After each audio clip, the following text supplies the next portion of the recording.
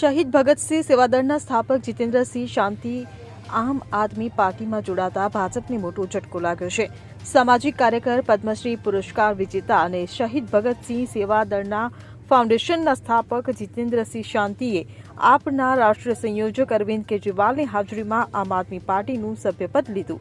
ઉલ્લેખનીય છે કે જીલમિલ વોર્ડના 2 વખત કાઉન્સિલર અને શાહદરા સીટના ધારાસભ્ય જીતેન્દ્રસિંહ શાંતિ છેલ્લા 3 દાયકાથી શહીદ ભગતસિંહ સેવાદળ નામનું સંગઠન ચલાવી રહ્યા છે. આ સંસ્થા સામાજિક સેવા તરીકે જરૂરિયાતમંદોને મફત એમ્બ્યુલન્સ સેવા આપે છે.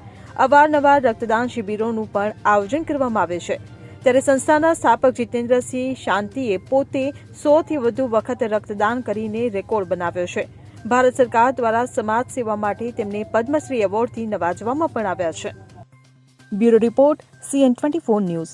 હવે જુઓ દેશ દુનિયાની તમામ ખબરો તમારી આંગળીના ટેરવે.